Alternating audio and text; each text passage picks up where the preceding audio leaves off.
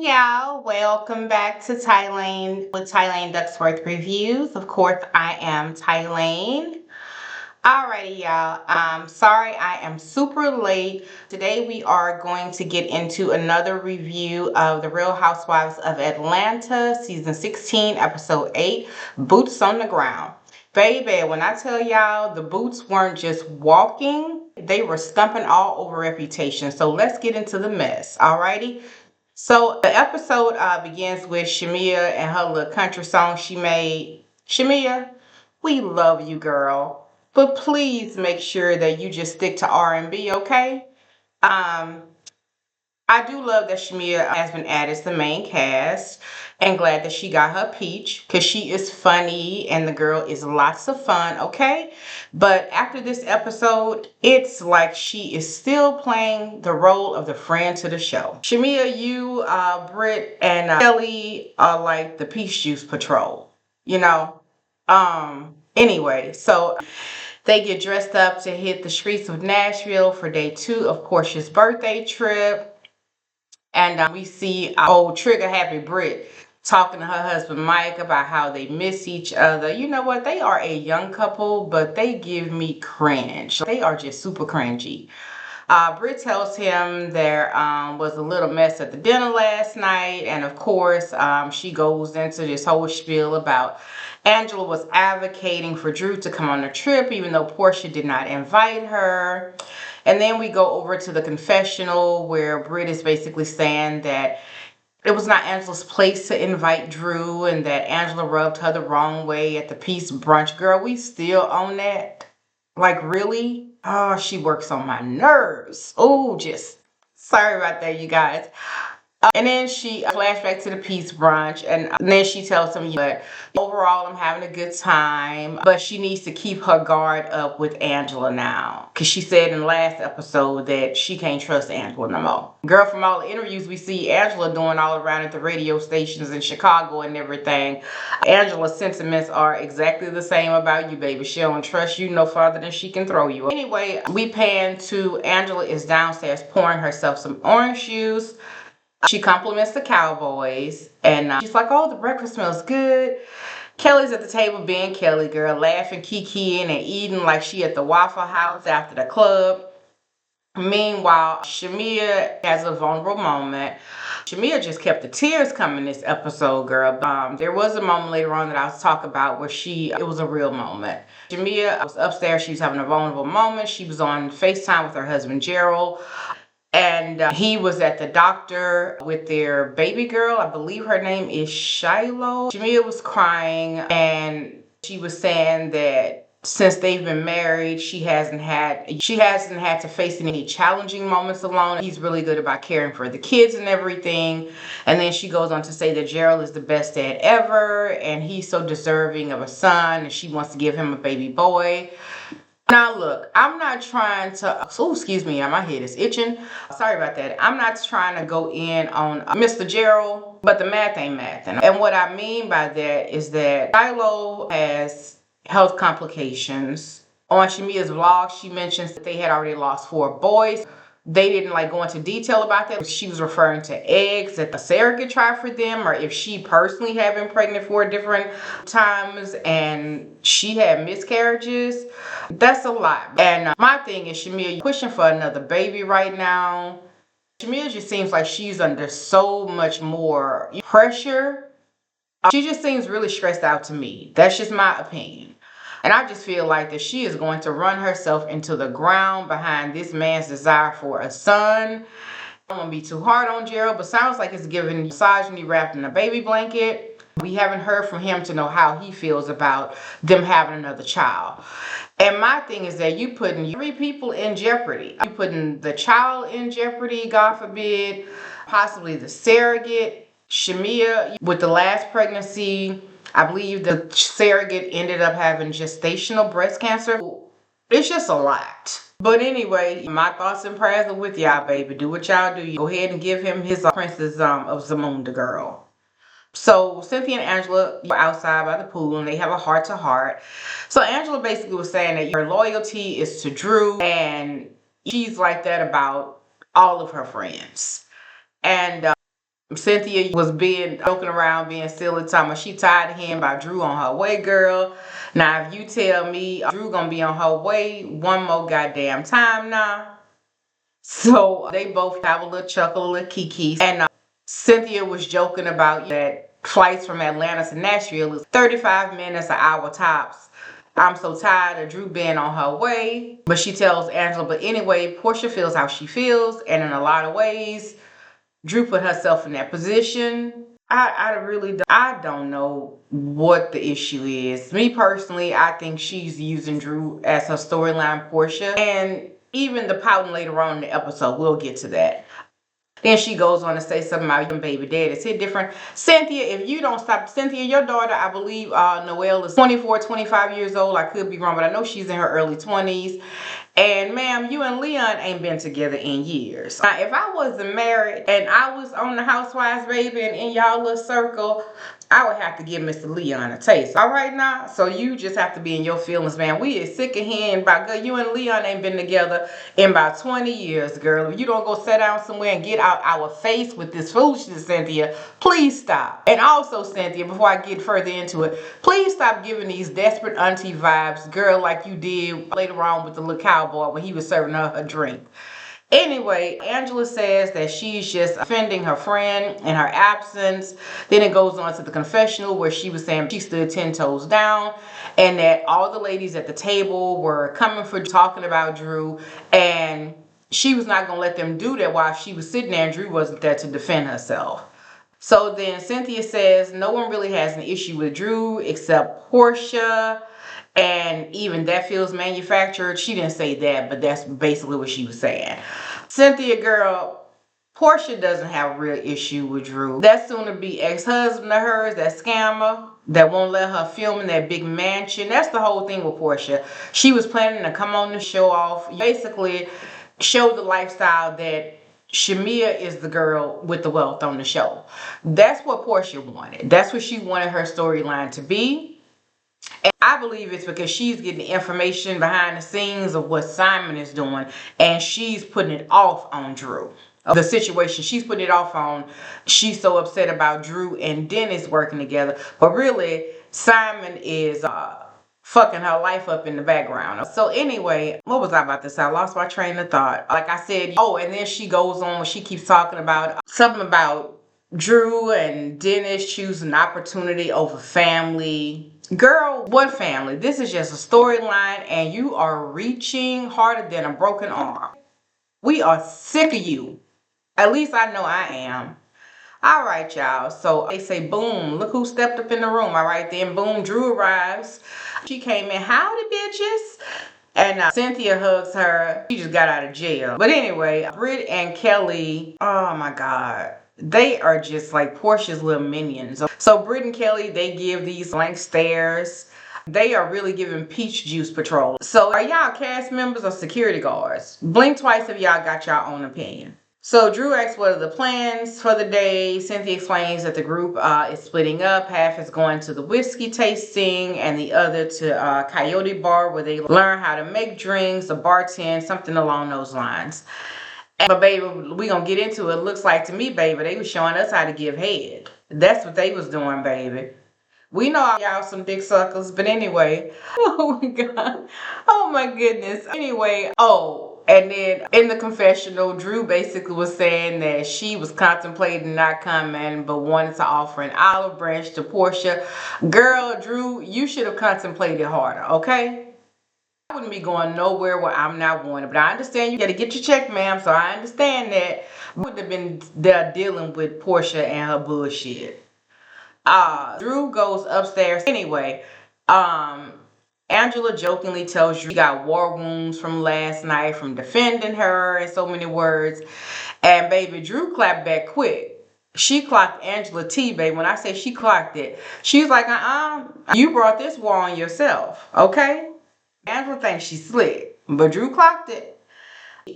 Oh, the ladies were in the living area. They were in the living room with their little drinks. I believe it was Cynthia, Ellie was down there. Somebody's missing. Anyway, comes downstairs and she basically compliments Kelly about look and that she was giving cowboy goddess. Okay, what was Miss Kelly doing, girl, with them doggone pasties on her breast? Where was her and Britt going? Britt had her ass out. Kelly had them titties out, girl, with pasties on it. I'm gonna need y'all to change y'all wardrobe and dress accordingly for the occasion.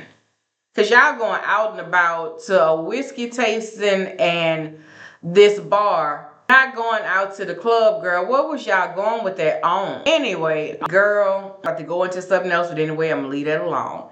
Porsha upstairs, shady as hell. She asked her, you don't feel seeing Drew.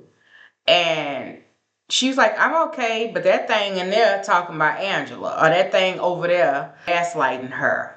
Somebody get this cast a dictionary because they really need to stop using words like gaslit, narcissist, loyalty without knowing the definitions, okay? Really do. So move on. I'm just throwing this in here. Confessionals were gold, baby, because Angela gave calm but petty energy, hinting that Porsha's messy man history is common knowledge, okay?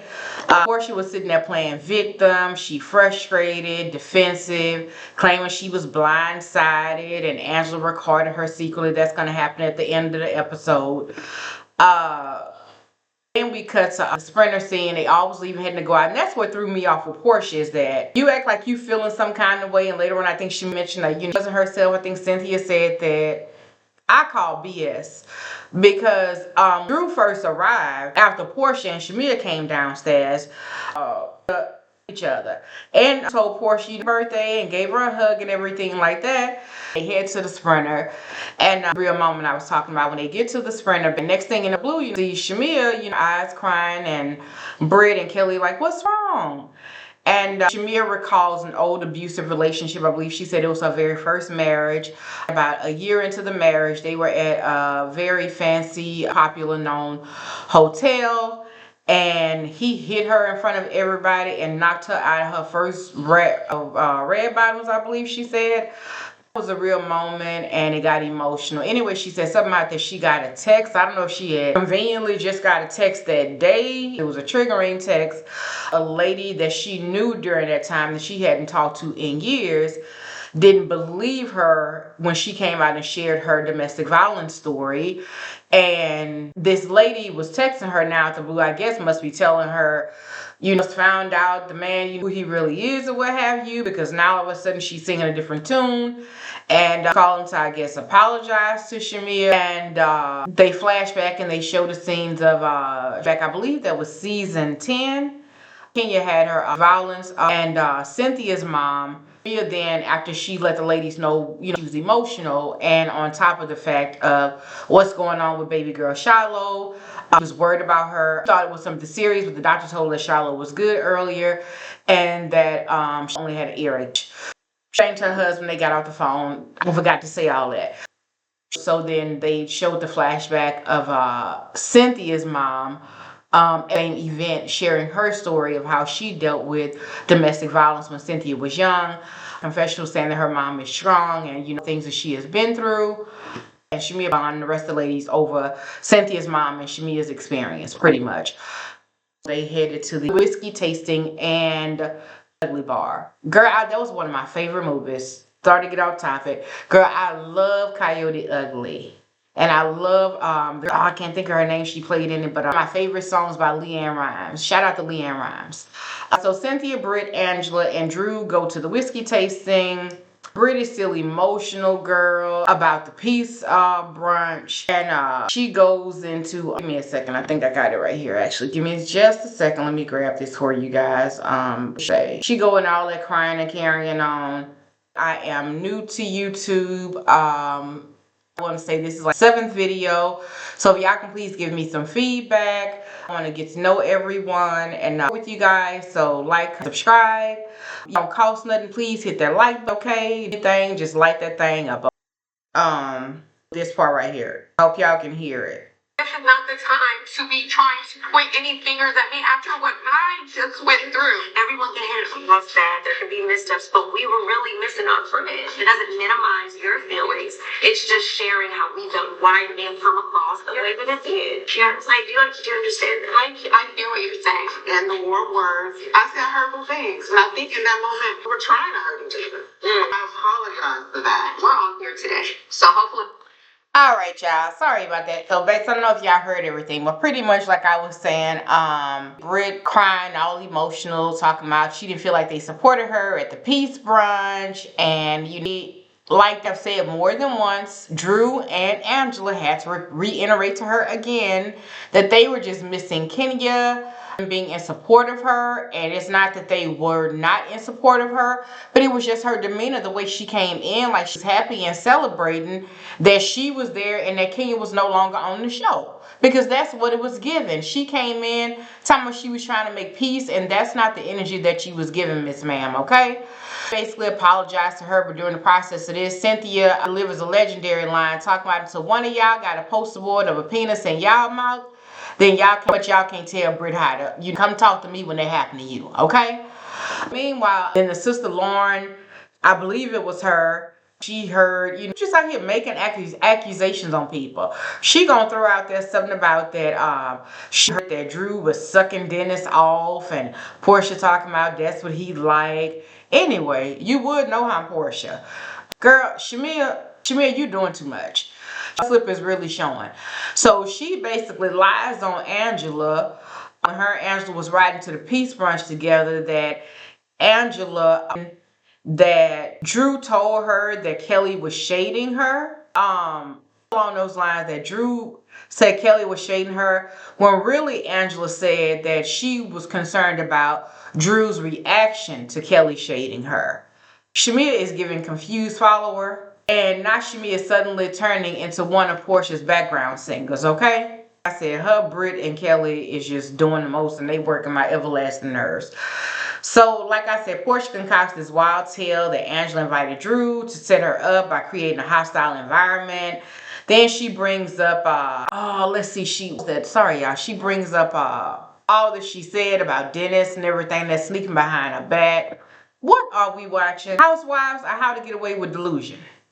Because when I say Porsha is delusional, or at least she acting and pretending to be delusional, and they just go right along with it.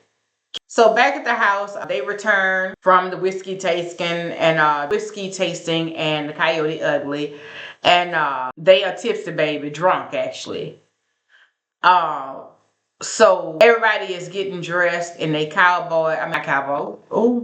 in their cowgirl best, and Porsha shows up in all black like she attended her own damn pity party. And they, of course, think Shamea asks, what's the matter? Look like herself. Then back in the confessional, every time she know they should get a getaway car. She should get a getaway car, something like that. You could tell that Porsha wasn't in a good space. Girl, Porsha just putting on. She's supposed to be the anchor, but when they try to talk to her, she don't want to talk. They down somewhere. Dancing is tragic, okay? Confessional, baby. The shade comes in hot. From Shamea and Drew say it's giving troll. Shamea say she was doing the wobble. So Kelly in her confessional admits that she has 2 left feet unless it's the Cupid shuffle or the electric slide, okay? Twisted. Then Porsha is being a sour patch. Everybody asking what's wrong, and that's what she wanted. She wanted them to be asked. How somebody play that game, where they put on this face because they want people to ask. She was just doing the most because she wanted the ladies to ask her, what's the matter? And you coddle her. Girl, then she come talking about, I'm just tired. Girl, you should have stayed. Ain't there a bed upstairs that you was at? You should have stayed your tired ass in the bed, okay? You're going to be tired for your birthday. People there to support you, you know what I'm saying? And you tired for your own birthday. So Angela peeps that Porsha is giving nasty attitude, stank face, and a spoiled brat pretty much. So I believe it was Angela. Oh no, Porsha asked how was whiskey tasting. So Britt says that they were able to resolve their issues, and so then Angela was like, ex Britt, she come across as a victim, and so they flash back, like I said, to the dinner scene where Porsha called her Victimina. There was a play on Shamea calling Angela, no, Angela calling Shamea Shamina back in, I want to say, episode 2 or 3. Anyway, Angela asked her, she played victim. She shares to the group and to Porsha basically that Britt told her Porsha shared the same sentiments as far as Angela playing victim. So then, of course, Shamea chimes in. Porsha believes you were gaslighting her. So Angela asks for examples. Of course, as usual, none of them could give her any. So Drew decided to put in her 5 cents. I guess she was like, this is the perfect time for me to just slide on up in here.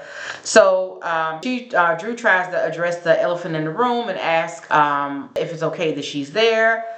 Porsha replies, you straight. So Drew goes on to say that she wanted to give Porsha an olive branch, and she bought her a bottle of whiskey. She bought her a bottle of whiskey. Oh my goodness, I cannot talk. Says she bought an olive branch and a bottle of whiskey earlier, but she's like, you know what? I'm done. Basically, I kissed Portia's ass, and I have apologized multiple times, and I'm not gonna keep being disrespected.